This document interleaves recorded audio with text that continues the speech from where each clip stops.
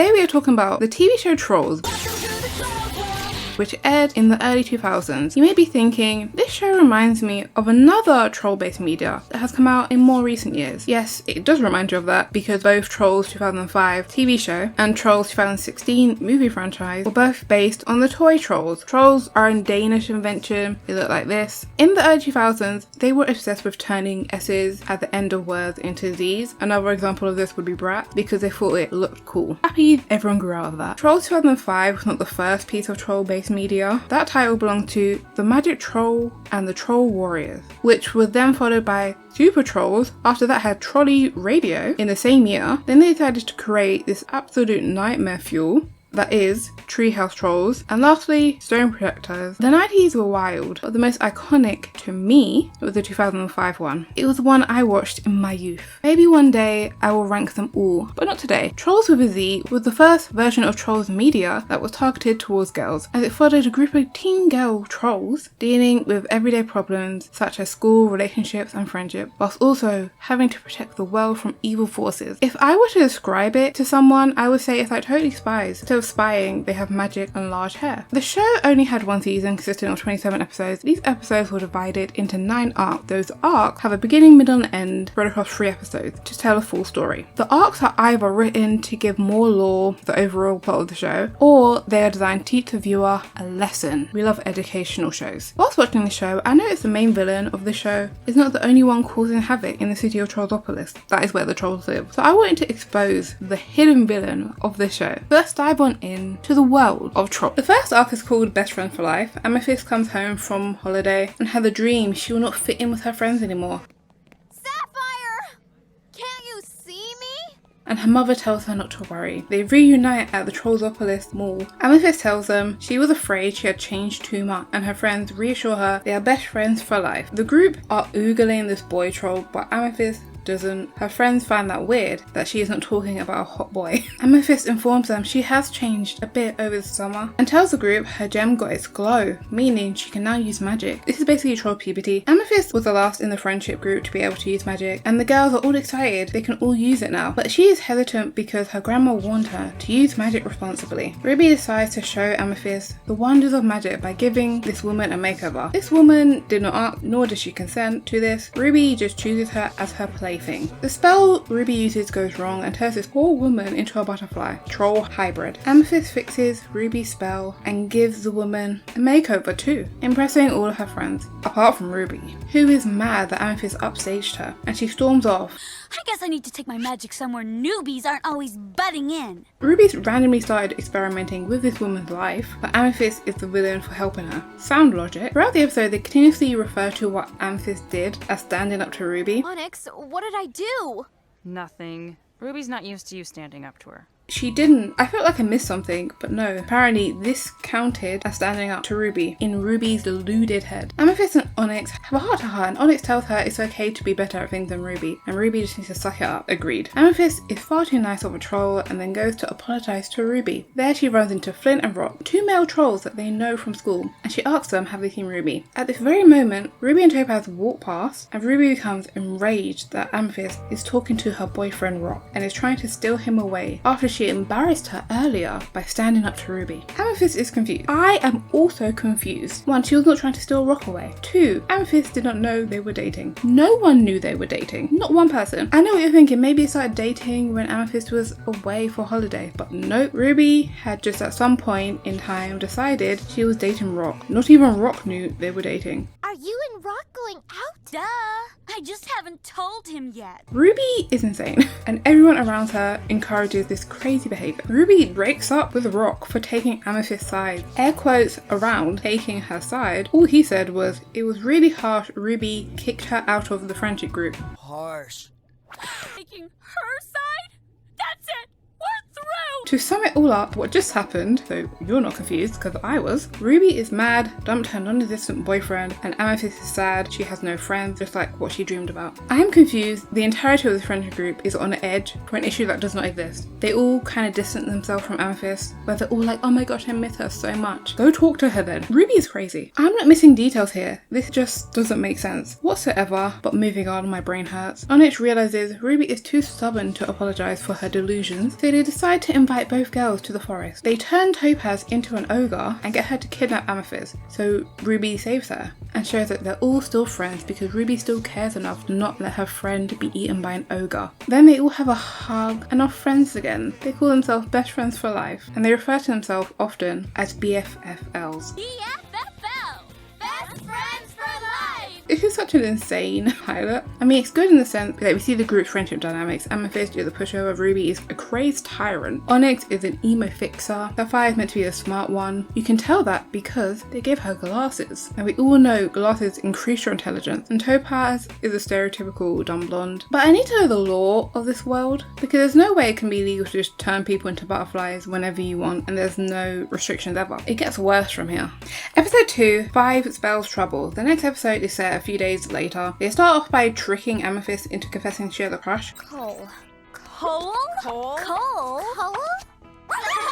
Then the girls head to Obsidian Spells to get Amethist her starter spell beads. A sales troll arrives and gives Amethist her starter set of beads. The girls leave and Ruby offers to use her spell phone, which allows her to send spells to whoever they call. She decides to call some kid called Jasper and they make him bald. Jasper did nothing to deserve this, by the way, and they all say it's okay because You did say that these small spells wear off, right? but I would still be mad if I was Jasper. Then they just move on with their day after cutting all this man's hair off. Then they notice a boy that Amethyst admitted to having a crush on earlier. The girls say he's attractive but he's a loser. They decide to use a spell to make him cool. They deem him such a loser that this time, instead of just Amethyst, all 5 of the girls combine their powers to make Cole cool. However, the girl's spell is unexpectedly powerful, causing an earthquake that the girls immediately brush off. Then they turn around to find that they have turned Cole into a troll ice statue. I would like to yet again, these girls did not ask Cole if he wanted to be cool, and now he's a troll school. They disguise his frozen body as a mannequin and then go back to Obsidian Spells and walk through this creepy, ominous door that was not there earlier, because who needs safety or common sense, am I right? Walk through all doors you find and you don't know where it leads to. You might die, but you might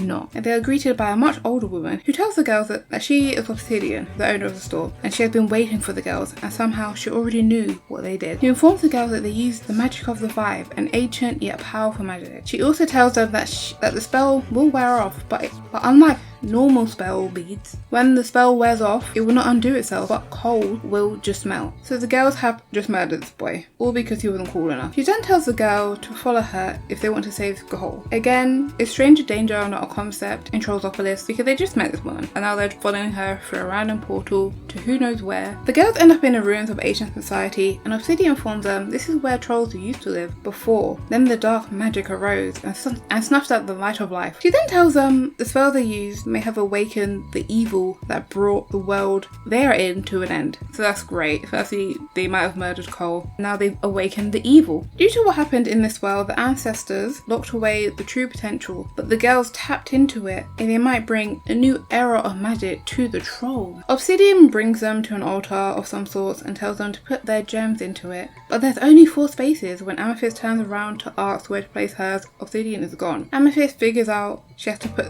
her gem in the center. They say a spell backwards to turn Cole back to normal, and they are suddenly teleported home, and their gems are magically placed back into their belly buttons. The door from earlier is gone, but luckily, Cole is not dead, and he has been returned back to normal after he did nothing to deserve this. Justice for Cole.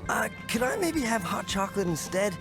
I've been feeling a little chilly. Episode 3 is called First Day of School, and as you can probably guess, it is the girls' first day of high school. The girls all jump out of bed, ready to seize the day. Then we get to Amethyst's house, and she is frantically looking for her ankle bracelet that was on her ankle the entire time. Her mother gives Amethyst her grandmother's necklace as a good luck charm. Then she speeds off to school. Somehow all the girls are late at the same time and get given late passes by this troll called Coral. She offers to show them to class, but Ruby refuses her help. They get horribly lost. So Ruby uses magic to guide them to their class. Suddenly the girls are enveloped in smoke and hear a monster roar that sounds a lot like the monster they heard in the forest in the last episode. But it sounds familiar. A shadow slowly approaches them and the smoke clears and this tiny creature appears and introduces itself as Snarf. The principal turns up and Topaz shoves Snarf into her bag. Turns out the hall pass Coral gave were fake and the principal tells them where to go. Also, small piece of information, the principal is allergic to goldenrod and beasts from the realm of darkness and he is sneezing a lot. This is probably useless information. There's probably a goldenrod somewhere. Probably. After class, Coral and her lackeys confront the girls and say got them detention because of the hall passes. And just before the girls attack the BFFLs, Snarf jumps in, scaring them away. The girls ask Snarf if he was the creature from the other realm, and he says he is. Snarf says the girls freed him and asks them to free his master too. Ruby said they refused to help this, and this makes Snarf sad. He then transforms and chases the girl and destroys stuff while terrorizing school. Honestly, a great first day. Property damage. Snarf traps the girl in the gym just before he attacks. Obsidian shows up with the teacher from their class that they were late to and tells Amethist to use her necklace to get rid of Snarf. And it works. Amethist goes home and barely mentions what happens to her mum. Doesn't ask how she knew the necklace was going to be useful today. Doesn't even question why her grandmother just has possession of a powerful enough necklace to banish a creature from the realm of darkness. She just starts braiding her dog hair and doesn't question a thing. Grandmother's necklace. Did it come in handy today? Funny you should ask. That's the end of the first arc of the show called Best Friends for Life. My main takeaway from this was these guys are kind of bullies and terrorize the local community. Trollz would be a peaceful place if not for these five. Big Snarf reminded me of Scrappy in the live action Scooby-Doo's when he was all like weird looking. Moving on, the next arc is called The Magical Five and it starts with the episode Onyx Gem, episode 4. The girls are practicing their gymnastics routine when Onyx suddenly runs out of the practice. Topaz and Amethist head to Onyx's house after school and ask her what the problem is. What are you doing here?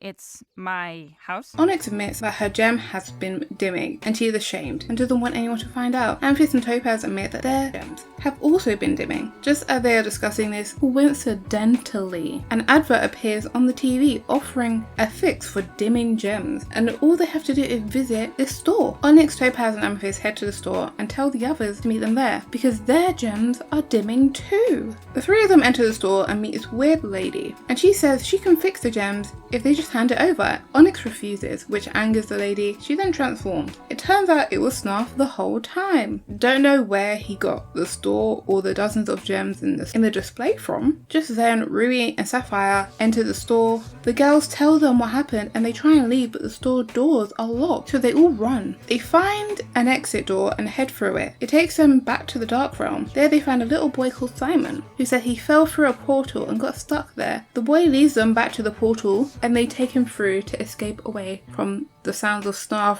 Once on the other side, Snarf runs up to Simon and addresses him as Master. Turns out the evil magic user that was locked away, as mentioned in the last arc, who destroyed the previous home of the Trollz, is his tiny child. I couldn't escape without someone pure of heart helping me of their own free will. Simon then offers the girls a partnership. The girls try and use a spell to send him away, but it doesn't work, and Simon reveals he has been sapping the girls' magic away since the first time that they entered the Dark Realm. Don't know how he did this.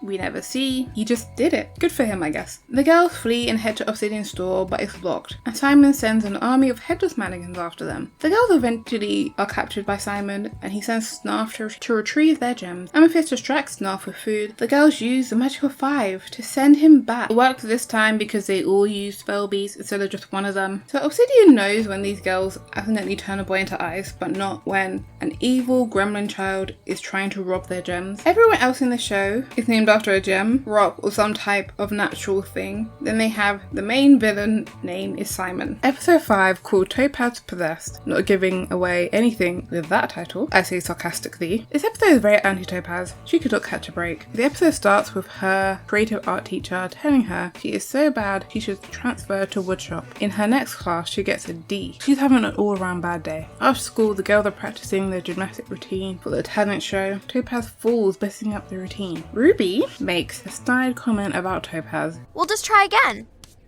Let me get my crash helmet first. And she runs out of practice. Whilst walking home, Topaz runs into Snarf, who convinces her that he was tricked by Simon and wants her to forgive him. Snarf gets Topaz to walk under a tree, and drops of amber fall onto her and encases her entire body, and Simon possesses her, and Topaz entrapped inside her own head. He plans to steal their gems, but he is going to compete in the talent show first because he likes to win. Yes, he's putting off world domination for a trophy. Simon goes to school the next day when the girls question why Topaz is dressed the way she is and her voice sounds weird. Simon says he's ill. Who put you in charge of the fashion police? Starhead? I don't know what illnesses causes you to lose your fashion sense. Maybe trolls have it and we as humans just don't. The girls do another practice while Simon was doing his makeup. Amethist catches a glimpse of Simon's true face. After practice, she talks to her grandmother about Topaz's strange behaviour and even mentions what she saw in the mirror, and her grandma looks concerned but tells Amethist it's probably nothing to worry about, it's just a phase. The night of the talent show has arrived and Amethist tries to get another glimpse at Topaz's reflection, but Simon turns the mirror away. Amethist brings up her suspicions to the others and Sapphire takes a picture revealing Simon. The trolls sneak out of the room and run to Obsidian, who tells them Simon was the one who turned the ancient troll world into ruins. Yeah, we guessed that. Also, that he was imprisoned by the 5 ancients. Obsidian admits to being one of them, as well as Amethyst's grandma, which makes sense, but then Mr.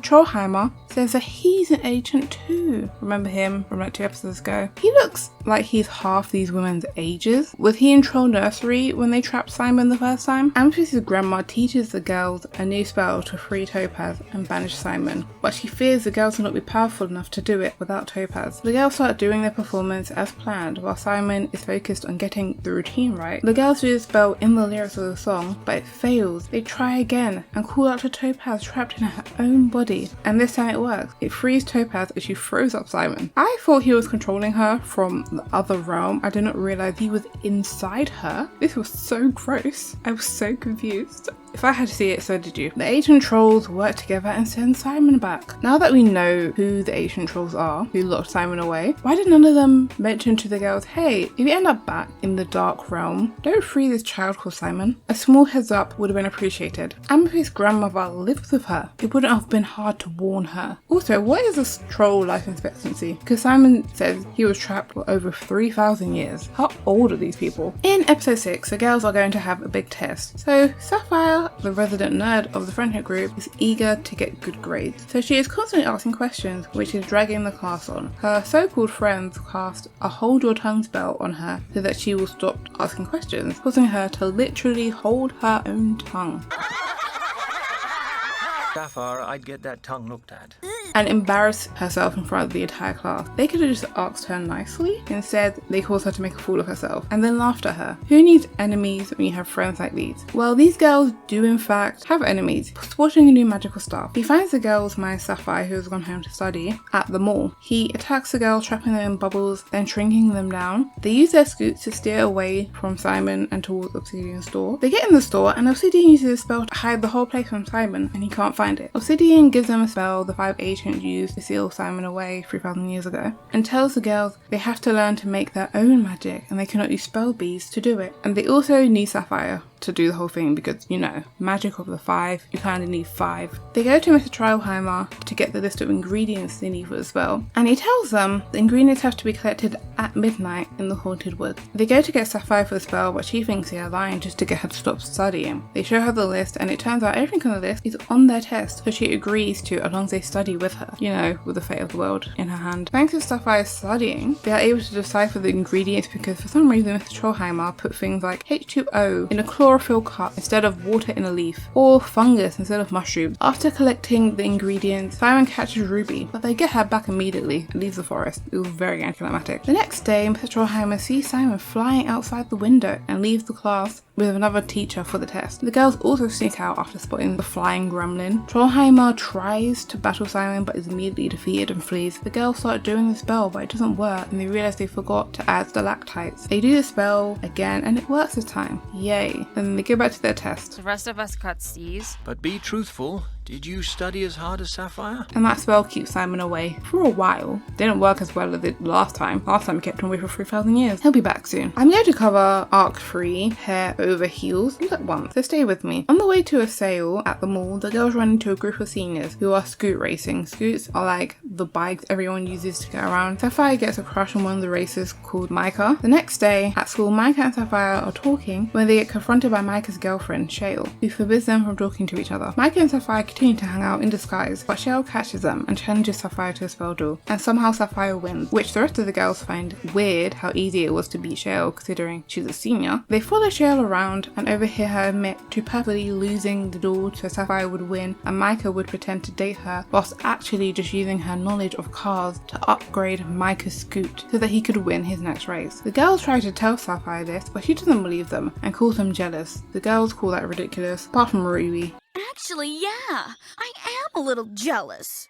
because you know Ruby's vain. Micah and Shale meet up to discuss their plan to lure Sapphire to the woods to use her as a decoy Tipped off Officer Troll Iron. Instead of busting us, he'll have Lil Sapphire hung out to dry. whilst they race somewhere else. Rock overhears this and tells the girls, inadvertently, he wasn't actually sure what he was telling them, but thanks Rock. Yeah, her clothes are like hung out to dry, and there's an iron coming to iron them, I guess. What are you babbling about? They get to Cypher, but she's already been caught and the girls manage to convince the security guard that they are actually on a field trip and not racing, saving Sapphire from trouble. Sapphire apologizes for not believing them and they all decide to get revenge on Micah. Sapphire takes control of his scoot and crashes it, making Micah the laughingstock of his friends and covering him in nachos, and here's them eating the nachos off of their head. I did find this funny. They deserved it. The next day, Micah is being teased for how badly he did in the race and he blames the girls and starts shouting at Sapphire. Onyx, being the good friend that she is, stands up to him and accidentally challenges Micah to a race to defend Sapphire. Unfortunately for everyone, except for Micah, Onyx cannot drive her scoot properly, which is something that was not mentioned until this episode. Every other time she sees riding, she did fine. I guess I don't think they're far ahead in the episodes past introducing the power of the five. The rest of the episodes is the girls training Onyx to not be a safety hazard on her bike, and she slowly improves, but the day before the race, the girls watch a video of a professional scoot racer talking about all the injuries he has, leading the girls to be scared for Onyx's life, and they try to convince her to drop out of the race, but she refuses because she's stubborn. Her being stubborn is one of the key features of her personality. I don't know how any of them thought she was going to listen to them. The next day, the race arrives. Onyx does surprisingly well. They do crash into each other, and her scoot is fine, but Micah's scoot gets damaged, and Onyx warns him to stop, but he refuses. Onyx tells her friends, and they end up saving Micah's life. Micah technically crosses the finish line before her and declares himself the winner, but everyone, even his own friends and girlfriend, point out the only reason he's alive is because of Onyx, but Micah ignores them all and continues celebrating. Get a clue, Micah. If it weren't for Onyx and her friends, you'd be a memory. The next day, Officer Troll Iron, the school security guard, bursts in the school and arrests Micah for scoot racing. Toppads accidentally admits she was there and gets arrested too, and the rest of the girls, being loyal to their friend, all hand themselves in. They get sent to court and appear before a judge. The judge sentences them to litter picking, but the girls ask for a different punishment because the orange jumpsuits are ugly. So the girls get sent to do work at old Troll's home. Mr. Trollbite, who is in charge of their community service, tasks Sapphire and Onyx to do laundry and the rest to hand out food. These girls have never done any form of housework in their life, so they decide to use magic to help them. Ruby uses magic that randomly gives the elder trolls food, but some of them are allergic and they have a bad reaction, which is better than the laundry room, I guess, where they put in too much soap in and then they try to get the laundry to move on its own so they don't have to carry it, but that spell goes bad too and they end up flooding the old troll's home. So their two options for the old people were either drown or be poisoned. The next day, Mr. Trollbite gives the girls a step-by-step instructions so they cannot mess it up this time, and they do it right for the rest of the week, and Mr. Trollbite is so impressed with their improvement that he ends up ending their community service a week earlier. Micah hears about this and is infuriated they get off a week earlier whilst he picks up litter outside the old folks home. He tells the girls about how he overheard Mr. Trollbite lost his childhood toy in the woods and convinces the girls to go look for it. The girls travel through the woods, crossing swamps and parting trees until they end up finding the location Mr. Trollbite was told. They get an old statue and Amethist using magic to make the statue come to life and ask the statue, does it know where the toy is? The statue says yes, but it will only tell them if they answer her question truthfully. The girls agree and the statue asks, am I ugly? The girls huddle together and Ruby suggests that they lie ugly. But Amethist decides to tell the truth, saying she is ugly, which is apparently good news to the statue. And she tells the girls the toy is behind her ear. Amethist gets the toy and the girls celebrate. Just then Micah appears and takes the toy and reveals he just used the girls to find it and he's going to give it to Trollz to get off his community service. The statue captures him and asks him the same question in exchange for the toy, but Micah lies. Gorgeous. A real babe. The statue refuses to let him go. The girls are nice and decide not to leave Micah. I would have left him. Not forever, but maybe a couple hours. The girls try to get the statue to let him go, but it refuses. They then notice that the trees that they parted earlier to get there, using magic, are starting to merge back together. Onyx tells the girls to flee and she will save Micah. She does that, and the two of them flee together. Micah decides to be a decent troll for once in his life and gives the girls back the troll, and they give it to Trollz, and that old man was very happy. Thus the end of the hair over heel arc. The fourth arc is called You Glow Girls. Episode 10 starts off with Topaz watching Jasper give an invitation to the cheerleaders and being jealous. She's not getting one. You guys remember Jasper from episode 1 when the Amethist first got her powers and Ruby convinced her to send a spell to Jasper telling her small spells have no consequences, so they stole his hair and laughed. His hair never grew back, so they try and brush it off and said, ooh, he likes it. He's not too upset. The bomb. So it's fine that we stole his hair. Like is not a strong enough emotion for someone whose hair you stole. He better love it because it's never grown back. He sticks out like a sore thumb, everyone having 6-foot hair. Even their balding head teacher is not fully bald, and these girls show no remorse for what they have done to this kid at any point during the show. Moving on because I'm annoyed. Topaz is sad she's not been given an invitation to Jasper's party. Then Ruby rubs it in her face because Ruby is such a lovely young lady. You mean like this? He invited you? Well, duh. Shut up, Ruby. The girls give Topaz advice to get Jasper to notice her. Not every girl you see Jasper talking to. Tabulate the common denominators, crunch the numbers, then reshape yourself to fit. And Amethist suggests she should just be herself. They all laugh at Amethist for bad boyfriend getting advice, but all of them are singles. Ruby then notices Jasper and his friends watching these models at the mall and convinces Topaz to dress up like them using a spell. Turns out they were not admiring the models on stage. You alright, bro? This is messed up. These girls are freaky. She walks like a chicken. Topaz walks up to him on the runway, I'm assuming interrupting the entire modelling show. Where's the model that's meant to be on stage? I wouldn't be surprised if they just knocked them unconscious just so that Topaz could flirt with this guy, because it is the BFL's world and everyone else is just a plaything to these girls. Topaz falls off the stage onto the boys, spills smoothie on everyone and then walks away. Jasper then gives Onyx an invitation to the party and Topaz is distraught and runs off. She ends up finding Jasper's necklace and was about to return it to him but decides not to. Instead, she goes to the Amber Cave. Doing a spell in the Amber Cave makes it stronger, so Topaz decides to do a spell to make Jasper not the same. The next day, he is not the same. The spell works. He is transformed into Topaz's worst nightmare. He's a nerd. The first thing he does is call the principal, Mr. Trollz, to the front of the school to tell him Onyx's skirt is too short. The girl uses a spell to make the skirt longer. He then snitches on Topaz. Just then the spell wears off and they both get detention for breaking dress code. Ruby is upset by his behavior and pantses him, publicly embarrassing him because of what Topaz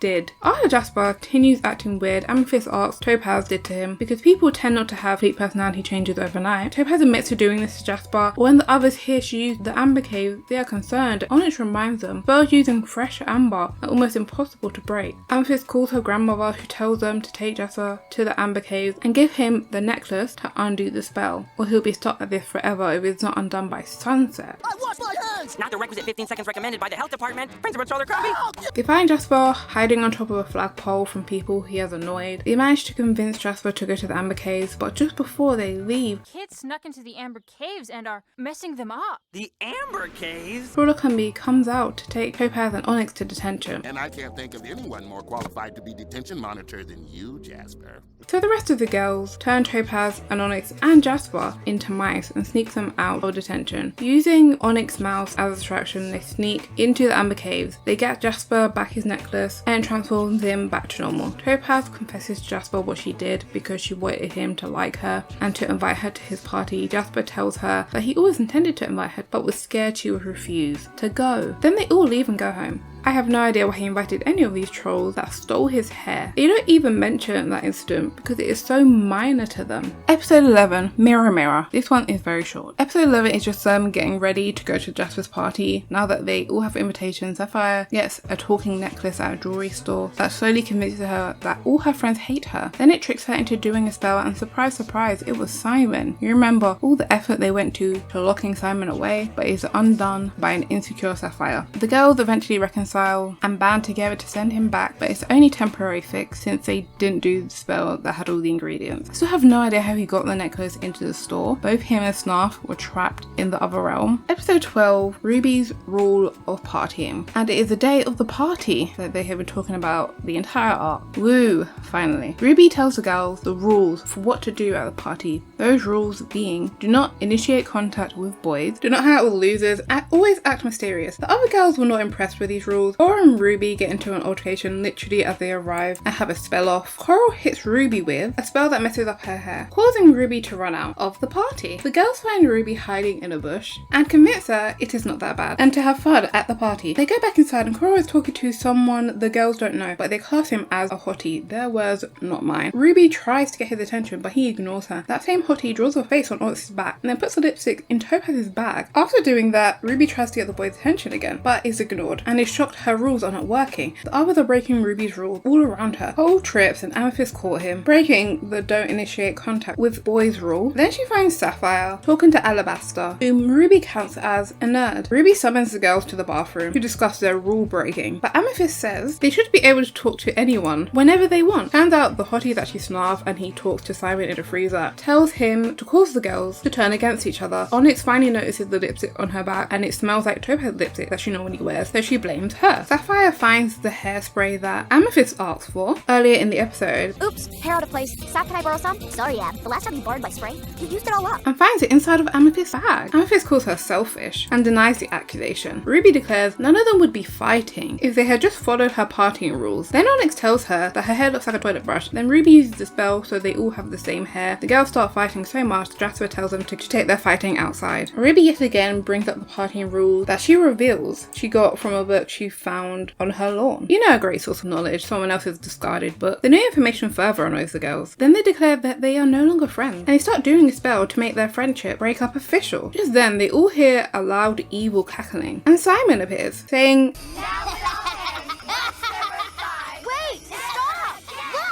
that the girls breaking up had broken him out. But Simon was impatient. The girls didn't finish their breakup chant, so they start screaming BFFLs, and it sends Simon and Snarf back to their realm. They also learn that the partying rulebook was planted by Simon. Then they're all friends again. So my takeaway from this episode is ignore all rules. The fifth arc is Hair Affair, and there's going to be a medieval fair. The girls got permission from Amethyst's grandma to borrow clothes from her for their costumes. Ruby, the notorious thief amongst her friends, decides to take, or as she says, borrow Amethyst's grandmother's ring. Amethist tells her they only got permission for the clothes and nothing else, but Ruby ignores her. Shocking. The girls go to the mall and Ruby tries to get Rock's attention but fails, then casts a spell to make him run after her. Who would have guessed Ruby would mess things up? Because I did. Turns out the ring that she borrowed, is a magical ring that boosts her magic, so now everyone in the mall is trying to get to Ruby. And Amethist demands she undoes the spell. Simon senses the use of the magic ring due to Ruby using it, so he sends a tornado to attack the girls and steal the ring. Amethist is losing her mind about losing the ring. Then they tell Mr. Trollheimer they lost the ring, and he tells them it's a ring of the ancients, and if it falls into the wrong hands,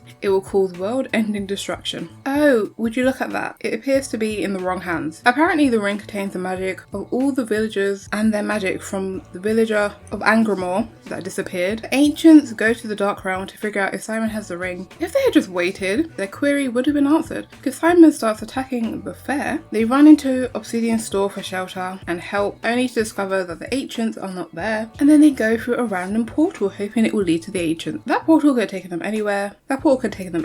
Don't walk through random portals that you can't see through. They could have ended up in the volcano. They find the ancients and bring them back home. Working all together, they defeat Simon, saving the day. And you would think this would have taught Ruby not to borrow things without permission. I guess this means I can get my shoes back, like now? Huh? You said I could borrow them. Borrow, Ruby, not have. She learned absolutely nothing. I could sit here and do a step-by-step recap, but I'm not going to. Nothing much happens for the next 2 episodes, so I will be brief and merge them together. This is episode 14 and 15 called Not So Good Old Days and Simply Simon. Simon comes back and turns the Trollzopolis fair and the rest of Trollzopolis into Simonopolis, as he calls it, sending Trollzopolis back into the Middle Ages. He makes all the girls second-class citizens and traps the ancients in a jar. The girls' male friends are sexist to them.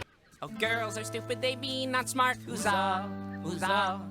And annoys the girls. Simon makes a device to suck all the magic in the city out of every troll and into him, but the girls stop him. That's it. 40 minutes. That's it. The main important information from these 2 episodes is at the beginning of episode 14, there was a new broadcast that revealed most of Trollzopolis believes Simon's previous attack to have been a performance. Now back to the important plot. The 6th arc is called Spellbound, and we are now at episode 16. And this episode is called The Tree and the Dragon. The girls are practicing magic with obsidian. The girls are celebrating after they successfully do a spell, turning a fossil into a living bird without spell beads. Topaz tries to make a nest for the bird, but it explodes. You're getting ahead of yourself. The spell you learned only works on things that have already been magically altered. Amethist starts cleaning up the mess, and Ruby points out how she's always so keen to help, just like her grandmother. Then they declare Ruby is bossy like Obsidian, and Sapphire is smart and nerd-like Mr. Trollheimer. Obsidian tells the girls that the group of 5 requires certain traits, so it's not surprising that the old magic of the 5 and the new magic of the 5 are very similar. Onyx asks where her and Topaz's ancients are. Obsidian acts weird and tells them that it isn't the time. That makes them all go home with no explanation. Surprisingly, Onyx, the hard-headed person, you know, the girl who does things like challenging people to a race on a device that she can't drive, guess what? She doesn't listen to what Obsidian says and becomes obsessed with finding her ancient. Later that night, Onyx has a dream of someone screaming for help and running through the woods. Onyx decides to ask Topaz to help her find her ancient since they are the only ones without them. Topaz goes with Onyx but is concerned it is dangerous and calls Sapphire to tell her where they are. Before she can finish the sentence, she falls and breaks her spell foam. So Sapphire only knows that they are somewhere dangerous but not where. She calls the others and they meet at Topaz's house to look for clues where they find a note that Topaz wrote. Goodbye, cruel world. I'm going to the haunted woods at night with Onyx.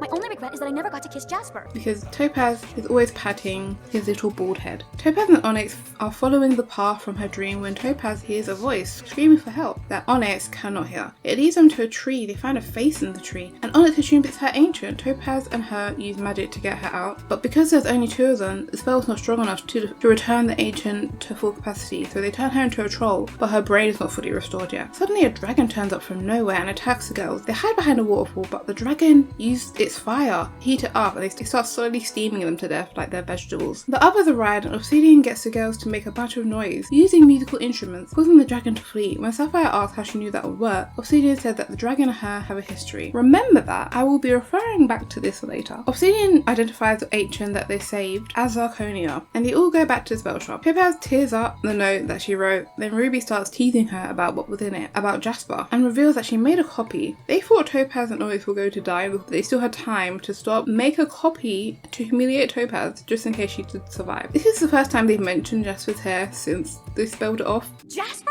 She could do so much better. I think they're cute together. Have you noticed the way she pats his little bald head? And it's Amethist calling him little and bald. Menaces, I say. These girls are menaces. Episode 17, Homecoming. Turns out Zarconia is Topaz's ancient and not Onyx's, but Topaz is in a refusal to accept this because she looks like a prune and dresses awfully. The woman with a tree. I feel like you should give her a bit of a pass. After school, the others force her to go with Amethist to go see Zarconia, who is staying at her house and being tended to by You're letting Zirconia stay in your room? Ew! Amethyst's grandma. When they arrive, they find Zarconia is worse than the last time they saw her. Topaz stays on the other side of the room awkwardly. Then the girls leave and head back to school. The Trollzopolis High homecoming game starts. Trolls versus the ogres. Everyone is having a great time. Back at Amethyst's house, Zarconia starts calling for Topaz and demands to be taken to her, or Trollzopolis is doomed. Amethyst's grandma drags Topaz from the stands and brings her to Zarconia, who is in the bathroom. Topaz, come, quickly! Huh? You need to go to the bathroom.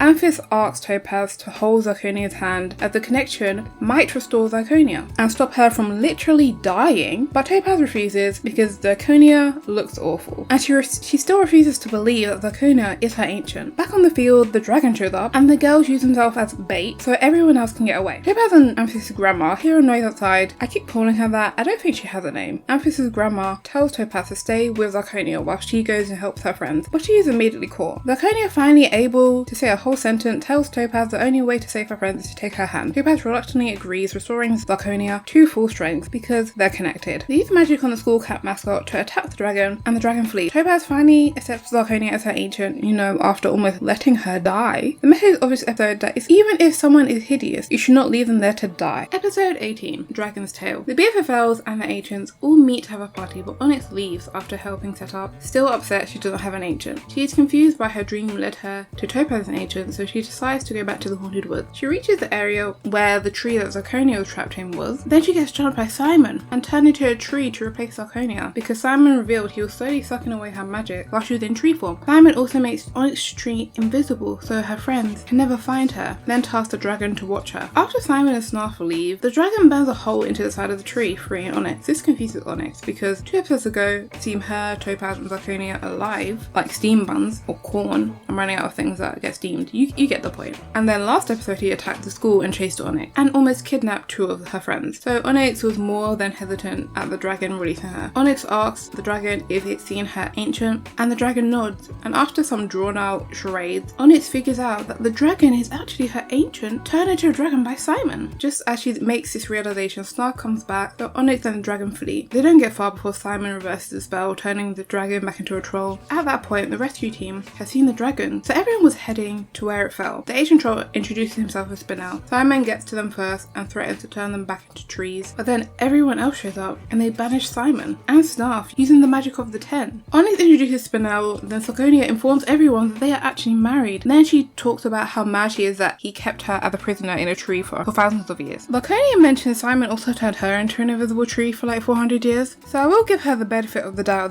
that none of the other ancients knew where Zarconia was, but as previously mentioned, both of them were aware that Simon had turned him into a dragon. How did you know that would work? That dragon and I have a history. And they're like, everything will happen at its own pace. If 3,000 years is not enough pace for you. So annoyed. I think the reason he attacked Onyx and Topaz is because maybe he thought it meant harm to Zarconia, because he didn't know who they were when they were saving Zarconia. I'll give him the benefit of the doubt that he was just maybe confused. But for the rest of his action, the only reasoning he gave... I was a dragon, not a bunny rabbit. You breathe fire for a few thousand years and see if you act a little cranky. He attacked a school.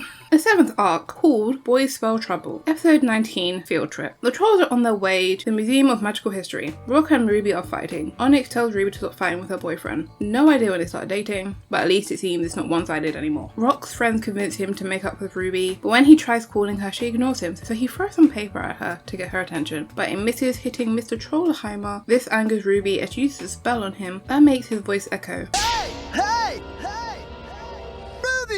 Ruby! Ruby! Rock then complains about how it's unfair the girls get away with everything just because they have magic. I will be the first to call Ruby the menace that she is, but Rock did almost cause the bus to crash with paper and not magic. This is a lore-heavy episode. They get to the museum. The boys are shocked to see statues of male trolls using magic. Mr. Trollheimer explains the display shows the Battle of Thunder Peak, where their ancestors defeated the gremlins. That gremlin is clearly Simon. Could it be anyone else? He also continues to explain that after defeating Simon, there was a troll civil war, I assume led by men. Then the ancients decided that only female trolls could use a very limited fall of magic using spell beads. Rock is angry men seemingly got the short end of the stick, but Mr. Trollheimer tells them the men became masters of science, so it was balanced. Using magic and technology are not equal in my opinions. Don't make me agree with Rock. Then they go to watch a video about the history of the Amber Caves. You remember those from a couple episodes ago? You remember when Topaz almost ruined this boy's life? Yeah, those Amber Caves. The history of the Amber Caves. Trolls bring their infant daughters to the caves and they receive a drop of the sacred liquid amber in their belly button. The amber hardens and forms the magic gemstones that eventually give the girls powers. My main thought whilst watching this part is, what if they have an outie belly button? Anyways, they are back on the bus on their way home. Ruby and Rock start arguing again. He says, if you're so great, why don't you cast a spell and fly us all home, huh? Then Ruby starts casting a spell to electrocute his hair. The spell misses and knocks Mr. Trollheimer out. The two of them keep arguing. Topaz tells them to take it outside. Would you look at my hair because of those two? They continue arguing in the woods until they hear a pack of ghost dogs that chase them back to the bus. So you came running back here to show them where the troll buffet is?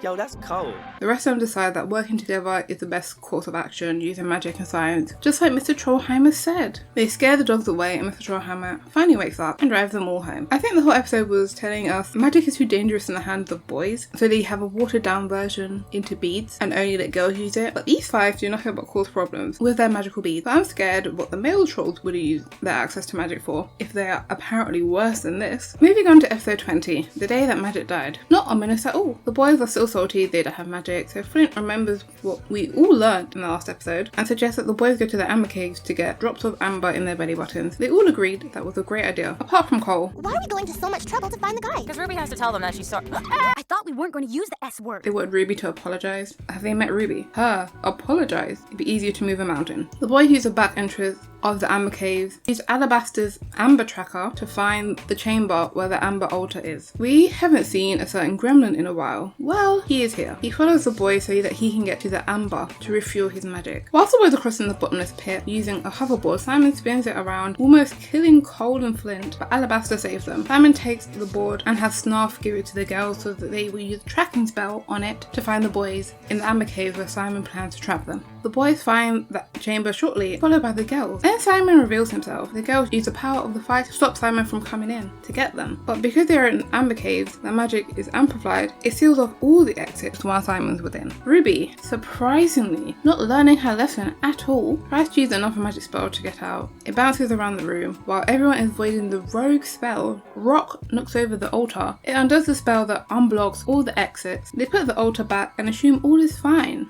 and then they all leave. The first thing they notice is all the lights in the city are flickering. Then they try and leave on their scoots, but they won't work, so they walk back to town. I left my curling iron on this morning. I hardly think that could affect the city. I don't know. That baby pulls a lot of juice. They then try to use their spell phones to call a taxi, but it won't work either. Then they try to use a spell bead. Surprise, surprise, it doesn't work. And all their gems have lost their glow. And that's how the episode ends. I would like to mention the brief period between the boys getting to the chamber and the girls catching up to them, that all they did was have a snowball fight with the sacred amber. I think they got slightly distracted. I'm pretty sure they tried like one spell. Jasper got taller and that was about it. Episode 21, bringing back the magic. Spoiler, I guess, in the title. After causing a citywide magic blackout, the 10 trolls head to Obsidian's spell shop to ask for help. They get there and Obsidian is on death's door and tells them without magic the ancients cannot survive. She said that they must replace the altar and the one who broke it, that being Rock, must be the one to put the new altar in, and they have until sunrise. I don't mean to be excessively morbid, but trolls have hospitals. The majority of troll society runs on magic, so if they cut off magic, which is the equivalent of electricity for most of things, anyone who is on life support, it's already too late for them. They have to go to the Haunted Woods to find a new tree, but first they head to Alabaster's dad's company to get a sensor so they can find the tree that matches the altar, and they also take a digger so that they can retrieve the stump and bring it home. The trolls travel through the woods using non-magical scooters. Then Rock says he found it,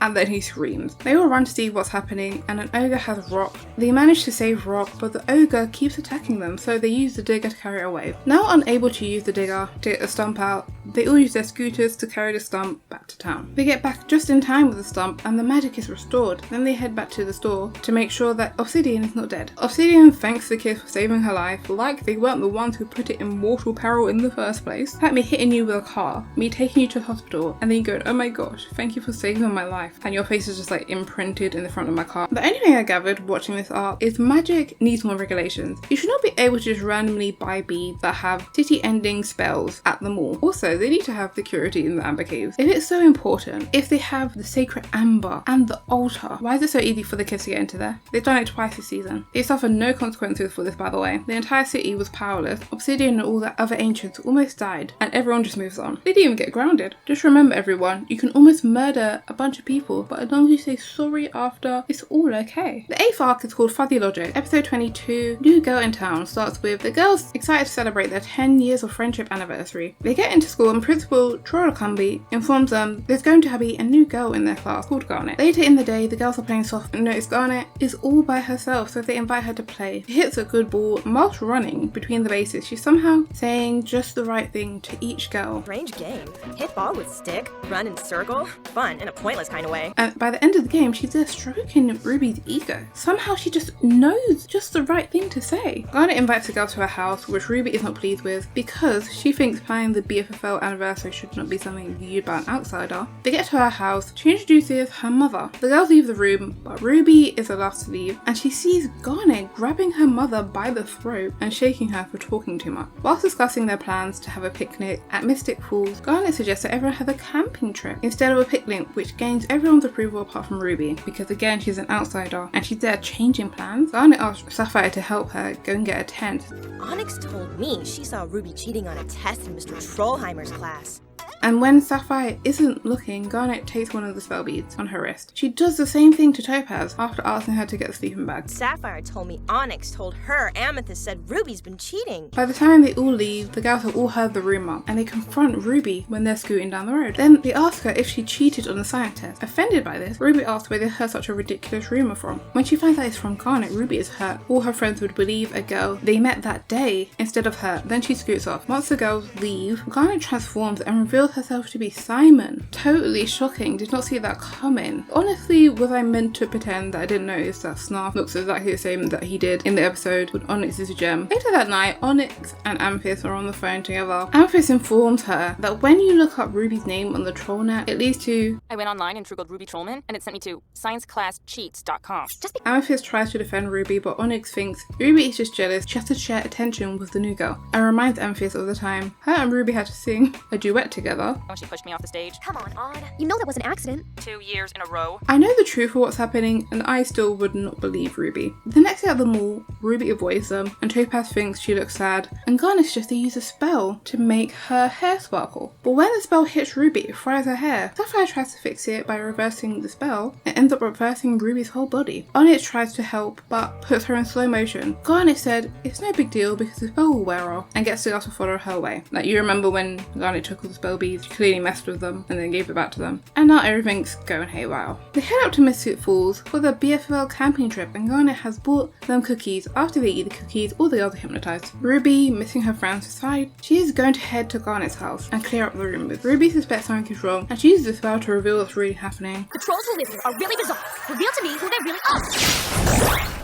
Ruby heads to Mystic Falls to save her friends that try to tell her friends that Garnet and her mother are not who they appear to be, but they call her paranoid and jealous and tell her to stop the lies whilst they're in like a zombie state. Garnet's right, you're not being nice. Ruby, you're so paranoid. When she tells them to look at the reflection, they see Snarf and Simon. Then they use the power of friendship to free the girls fully. Then they send thunderclouds to chase after these two. Episode 23, When Good Girls Go Bad. All the girls that ate the cookies woke up with a bad taste in their mouth, and Ruby woke up fine. On the way to school, Ruby decides to have what she refers to as harmless fun, I call it reckless driving, and scaring this poor man half to death. Then the rest of the girls copy her, almost causing multiple accidents. Then they continue on their way to school like nothing happened. Once at school, they see a flyer for new members of the school social events committee. Amethist doubts they will get in because only the coolest trolls can. Ruby says it's all about the attitude and then steps on this boy's foot. Then Sapphire knocks them over. Amethyst intentionally distracts some boy so that he walks into a locker. Then Onyx pretends to console him and gives him a wedgie. Topaz falls down this poster, causing this guy to fall. And I normally call these girls menaces, but even for them, this is a lot. Then we see Snarf and Simon, and it turns out girls are acting like this because of the cookies he fed them. Once they're completely evil, we'll be able to leave this place with the magic of a 500-hour control. Ruby sees no problem with the girls' recent personality changes, shocker, and even praises them. Whilst the rest of the girls are laughing about what they did earlier, Mr. Trollheimer tells them to focus on how to distract this boy so that the experiment explodes in his face. Ruby finally realizes they are going a bit too far with their new attitudes and tells them they need to be more careful. And as a rebuttal, they say they're just acting more like her, and then they turn everyone in the cafeteria into monkeys. Mr. Trollheimer tells them he has handed them into the principal, and then Sapphire uses a spell to make him change his mind. And Ruby is shocked at their behaviour. Apparently, she's the only one allowed to be a menace with no remorse. The others can be their usual reckless self, but they have to say sorry after. Amethyst and Sapphire hypnotize their mum into making cookies and doing their homework. Onyx and Topaz rob a store. Ruby goes to Obsidian and asks if she's a mean person. Obsidian tells her she's a willful one. Obsidian, why are you lying? And tells her if she doesn't like who she is, she can always change. Back at school, Ruby auditions a social events committee and is confused by the silence. Then the girls emerge and tell her they have taken over the committee. She goes back to Obsidian and discovers the spell beads the girls used to hypnotize the social events committee were stolen from Obsidian. Then Obsidian realized this must be all Simon and the cookies doing. Then it cuts to the circus that a social events committee was planning. They have the boys hypnotized and doing dangerous performances. Then they hypnotize the whole circus. Ruby and Obsidian arrive to the chaos, and the girls hypnotize and imprison Obsidian. Then Simon arrives to be everyone's leader. End of episode. Imagine they ended the entire series with this, because Trollz was meant to get a season 2, but it never ended up happening. So imagine they just left it on a cliffhanger, assuming that they would get another season. Luckily it didn't leave on this episode, and the entire another episode in this arc, plus an additional arc. So it's not the end. Anyway, moving on to the next episode. Episode 24, Boys and Girls Together. Since the last episode, it appears Toppads has turned into a police state, with the girls as the muscle, with their magic fully unleashed and amplified by Simon. They no longer need spell beads, and Simon is over here acting as the brains. Rock and Cole sneak into the theatre. Apparently Cole was contacted by Mr. Trollhammer and was told to meet there. Side note, Cole said he was contacted online and the screen name was... Are you sure it was Mr. Trollheimer you were talking to online when he told you to meet here? I think so. His screen name was Prof Daddy. I found that very funny. After waiting a while... Well, at least we won't starve while we wait. Trollhammer drags in a barely conscious Ruby. Trollhammer tells them he thought of a way to defeat Simon using a talisman that can only be used by someone with no magical powers. He gives them a map, and just as he's about to go into more detail, the brainwashed girls burst in and Trollhammer sacrifices himself so that others can get away. He probably could have gone with them. He did not buy them much time. Ruby uses a spell to cover her magical trail, which was what the girls were following to find her, but they use magic to read Trollhammer's mind to find where they are anyway. So again, him sacrificing himself meant nothing. If anything, it just made it easier for them to find her. The map leads them to Gremlin country, where Simon grew up. They find the trophy, meant to be the talisman. Just then, the girls teleport in and capture Ruby and Rock. Amethist falls down a well, and the other hypnotized trolls refuse to help because they're evil. But Cole saves her. Apparently, the act of kindness was enough to break the spell. Then Amethist spreads it to the others, and they're all free. They head back to the prisons where they're holding everyone. Snarf still thinks that they're under Simon's control and tells them Simon is in the town square and plans to suck the magic out of all the ancients to make them all powerful. And remember, without magic, the ancients die. They get there just in time and turn Simon into a donkey, but Simon breaks the spell and captures the girls in chains. Just then, the boys come back and declare they're going to save everyone with the trophy. And they try to figure out how to activate it, and Mr. Trollheimer tells them they were meant to destroy it. You were supposed to destroy it! Did I forget to mention that? He did not tell them that. Then Rock crashes it on his head and Simon disappears. They all forgive each other. There's love, there's friendship, blah blah blah. You get it. End of episode.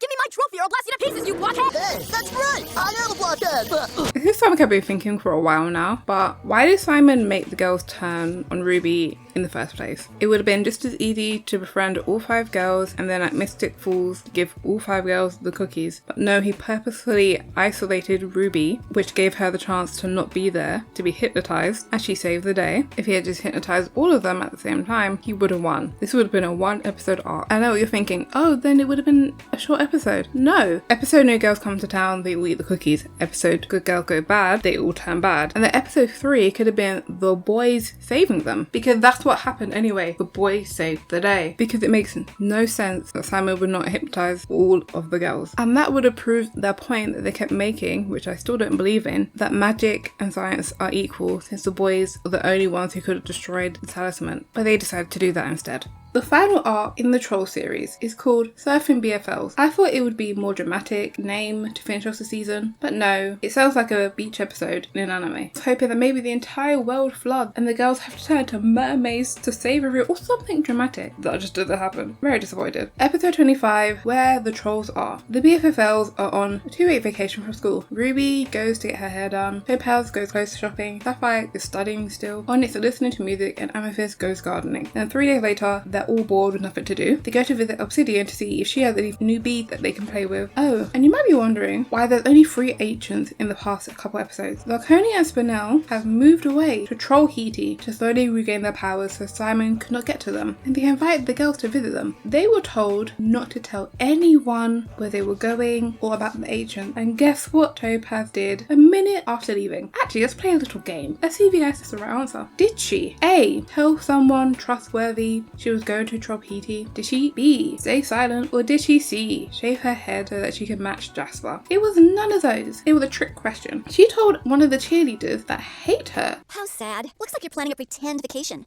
Oh, it's not pretend. We're going to Trollz. Because she made fun of her outfit. And then she told, or will be.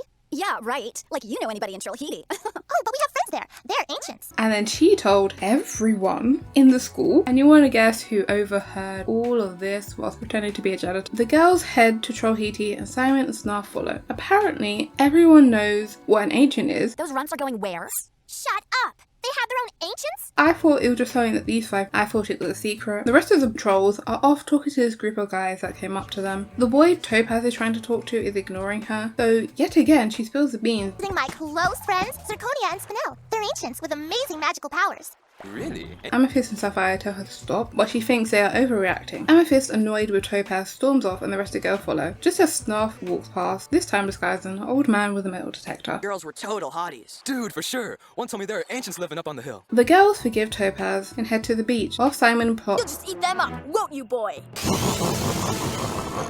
They get there and Zirconia sends Topaz a psychic message saying they're in danger. Topaz tells the others, but none of them believe her, so she runs off to save them herself. Later, Onyx also gets a psychic message, realizing Topaz wasn't lying. The rest of the guys head to the house. Topaz tries to stop Simon, but he is too strong and imprisons her in a cocoon. Just then, the other girls free her, and they use the magic of the fire to send him away, and Topaz apologizes for almost getting them turned back into a tree and a dragon. I kind of skipped over this earlier, but as well as manipulative, cruel, and selfish, Ruby is a cheater. Even on the way there, she is The only kind of hunting I'm gonna do is for cute guys. planning to find cute boys, then leaves with the first guys she meets. Ruby is the only one that is confirmed that she is dating her male counterpart in the boys, yes, with a Z. Said Ruby's been cheating.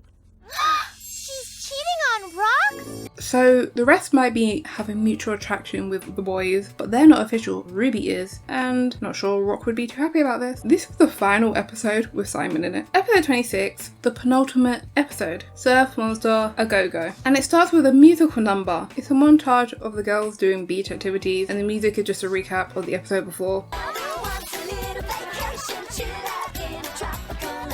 Whilst getting a surfing lesson, the girls are attacked by a sea monster. Ruby asks Sapphire for help since she's the only one still on shore. Sapphire tries to get a spell bead off but drops it in the ocean. While she runs off to get a water floaty, Onyx, frustrated at waiting to be saved, uses a spell to make the sea monster sneeze and it blows itself away. Everyone thanks Onyx for saving them, and Ruby is mad that Sapphire did not help. The girls walk to a different part of the beach and are attacked by monsters. Ruby comes to their rescue and comments about how she will always save her friends, unlike Sapphire. They head back to the house as Spinel tells them that he was chased by a troll-eating bench, then tells the girls believe the last battle with Simon stirred up the magic on the island and is causing havoc. Spinel tells them he heard that there's a spell on a tablet to get rid of all the monsters, but it has been lost. Put all of these monsters to sleep again. Did you read that in that book? Yeah, some guy at the pharmacy told me. He also advises them to stick together, and Ruby, being Ruby, goes to insult Sapphire again for not helping, but they all realise she's gone. After hearing about how to fix the island, Sapphire runs off to find the tablet by herself to prove that she is not a coward. She then gets attacked by a coconut tree, and an ogre rushes in to save her. She then goes back to the ogre's house and divulges her biggest secret, that she never learned to swim, and the ogre offers a secret of his own and tells her he cannot read. They then take turns teaching each other how to read and swim. How sweet. Back to the rest of the girls, they are searching on the beach looking for Sapphire. They make a bunch of missing posters for her. She has been gone like an hour, making the missing posters probably too off at that time. Sapphire walks up to the girls and asks what they are doing, and they say they're looking for her. Ruby yet again makes a jab at her. You were looking for me?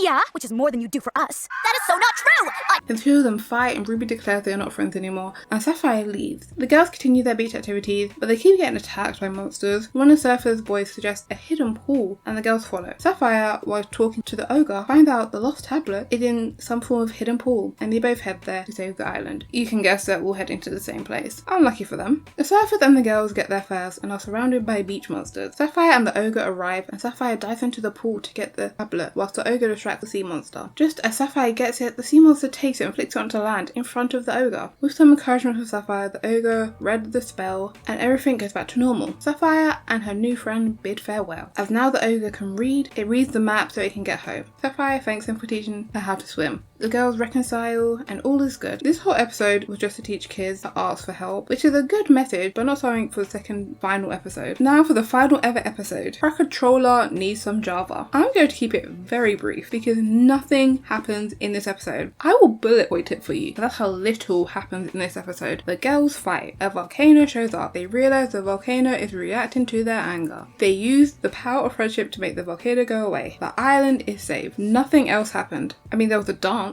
That's it for the final episode. This is such an underwhelming final arc and final episode. The last two arcs should have been switched. After having Simon hypnotize the girl, take over and terrorize Trollzopolis, imprison the agents and try and murder them in public, to then have a complete switch to this arc where Topaz is a gossip, there's an inspirational message about asking for help, and then there's an angry volcano. I understand a beach arc is meant to be relaxing. A beach is typically a location to de-stress, but for this to be the final ever episodes is weird and disappointing. I'm so confused. I checked like 4 times to make sure I wasn't watching this in the wrong order. As I mentioned before, Trollz was meant to have more seasons, but it was cancelled because the creator of the Troll show and the creator of the dolls sued each other due to counterfeit dolls and misrepresentations of finance. So sadly, no more Trollz content until the recent ones. They're not my girls. They're not my menaces to society. Now that I've covered the main show, let's dive into some other aspects of the Trollz universe. The theme song. The Trollz theme song is iconic, and I noticed something after hearing it 27 times. The line "Generation, why not have fun?"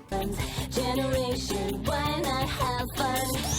I'm pretty sure it's a play on words referring to the Generation Y, which refers to what is now called millennials, but in 2005 they most likely would have been the target demographic, probably aimed at younger millennials. I could be reading way too much into it, but I don't think so. Also in the theme song they refer to it as a tech teen fantasy, which I found odd because there wasn't much tech. Tech was really never the main focus of this. It mostly focused on magic, even when there was tech mentioned, such as spell phones and scoots, which were all in relation to magic. I do wish we saw how magic and tech coincided more with one another, because the only time it was really mentioned was the arc Boys Spell Trouble, where we saw most technology cannot run without magic. Then I found Trollz.com, which Trollz had their own website, but I was too young so I never used it. But I did find a clip of what the website was like. You can make your own troll and explore Trollzopolis and see the places in the show, like the Haunted Woods and the Amber Caves. Damn, even on the website that place is not secure. You can go through the arcade and earn trollers, which are the troll version of dollars, and they go to the mall and spend it all on outfits for your troll. They also give you a spell phone, and they encourage you to use spells on people you don't like. Cast spells on your best friends, your not so best friends, and lots of other fun stuff. Like the menaces they have always been. So, what are you waiting for? Sign up today. The title of this video, The Real Villains of Trollz, or something dramatic like that. But a constant thought I had through every episode is Simon is the antagonist of the show, but these girls are terrorizing everyone without giving it a second thought, making all of their everyday problems that make some problems for everyday citizens of Trollzopolis. Every time one of these girls had a personal crisis, which is fine, teenage years are hard, but they somehow make it everyone else's problem and almost end the world half a dozen times. They also paint Coral as a villain in these girls' lives, but the worst she really does is be vain and the hall pass prank in the first day of these girls' high school experience. These girls regularly perform life-changing spells on people without their consent every episode. But yeah, Coral is the problem here. I'm not saying she's a good person, but at least she knows who she is. And here's a few examples of all the girls making their problems everyone else's problems. Starting with Amethist. Amethist has a fear of being left behind. He's the first case of being a black hole of danger and sucking everyone into her problems. One of the first spells she ever does leaves this kid bald forever. Then the girls freeze cold so that he can be cool enough to date Amethist in their eyes. They could have killed him in Crisis. Then we have Sapphire has a confidence issue in Mirror Mirror and was so easily convinced all her friends were out to get her, and then summoned an evil gremlin, almost dooming Trollzopolis. Onyx doesn't want to be seen as weak in both the Great Race, where she accepts a race with a guy on a scoot, fully knowing she can't drive it. I mean, she accepted it for a good reason. She was defending Sapphire, but almost getting herself killed, and she was driving through Trollzopolis on the streets. She could have hit someone. Topaz has a confidence issue that allows Simon to possess her body and put the whole school in danger. The source of all these girls' problems are Ruby. Amethyst, Topaz and Sapphire's confidence issues all started when Ruby makes fun of them. And I saw these in the window. I knew they'd be perfect for the party. Not bad, if you were 8. And whenever she is actually called out for her awful behaviour, she throws a massive tantrum. The worst case of this is in the Ruby party rules, when she was so bossy and controlling that Great! A group spell to dissolve the group. Who's in? The girls almost did a spell to permanently break up from one another. And this all started because Ruby insisted in following some random rulebook that she found on the ground one day. But her constantly teasing and making fun of her friends and hitting them when they're already down. I don't get why they hang out with her. Whilst watching the show, I noticed many inconsistencies throughout. Onyx Scoot, I mentioned this earlier. She could ride a Scoot for the first 2 arcs and suddenly couldn't. Knowledge of the ancients, one minute they seemed all-knowing. How did you know we were coming? I know many things. Especially Obsidian. Then when the girls are about to die, they're all nowhere to be found.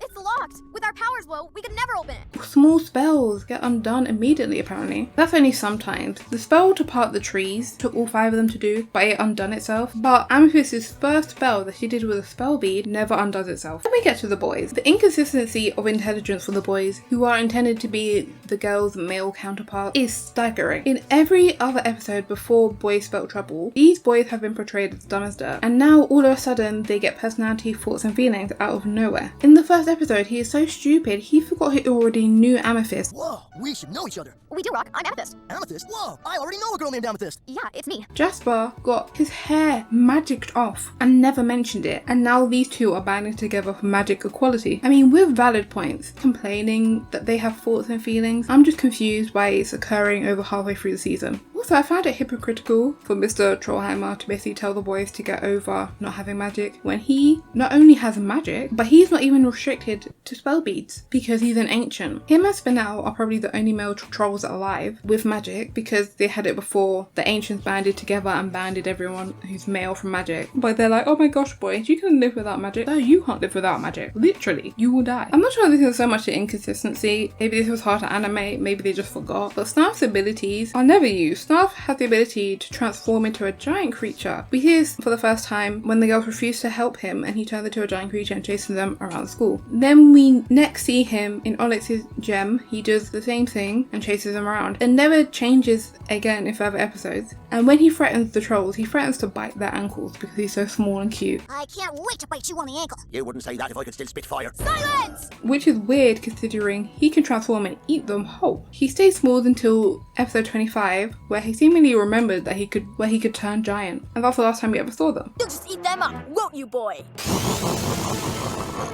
Spell moments are at the end of every episode where the girls try spells on this troll called Kaboom. They say that he volunteered for this, but at no point do we see him do that, nor do we see him ever leave the glass cage. So I'm scared he's been imprisoned in there and they're using him as a troll guinea pig. I'm going to recap some of the things these girls put him through and then giggle after. In the first episode, Kaboom seems somewhat to participate with the girls' experiments. In the spell moment, Garden Head spell, all he gets are flowers in his hair, so nothing too traumatic happens. In Animal Morph spell, Toppads accidentally turns him into a rat cat so that he is chasing himself while scared of himself. In Bodybuilding spell, Onyx turns him into stone, then he crumbles into pieces, just leaving his head. The Stay Dry spell is even worse than the last one. His entire body turns to ash. Slow Down the Day spell melted him. And in 5 Feathered Friend spell, they made him lay an egg. Don't know where it came from and I'm too scared to ask. My favourite is I'm All Ears because Kaboom reversed the spell into Ruby. So at least one of the girls got their just desserts. Next we have the Trollz World History, which was a comic book on the Trollz.com which showed the BFFL studying the night before a test. It tells us about the time all the trolls could use magic and they did not need spell beads. They talk about how Simon let loose Black Amber, which is evil magic. Most of the comment is just covering stuff that we already know and we learned in Boys Spell Trouble arc. I wish they went into more detail about the Black Amber and why it's different from the Sacred Amber. I also looked into some of the games and toys that Trollz made. Trollz had a lot of games considering it only had 1 season. As I mentioned before, it had the website. It had Trollz Hair Affair, which was on Game Boy. You could fly around on a scoot with Amethist, do dance battles with Ruby, and shoot spells with Onyx. You can also do makeovers. It's just full of mini games. I found it on Amazon. I was tempted to buy it, but I didn't. They also had a bunch of dolls with brushable hair, similar to the original Trollz dolls. The favourite one that I found was the one that had interchangeable bodies, or the one that came with like a little salon. Every fact I learned about the show makes me so happy that I didn't live there. And that will be all for the Trollz video. I hope you enjoyed it all. I hope you all realise why these girls are a menace to society. I'm pretty sure if there was more seasons, they would have taken over the world instead of Simon. Goodbye.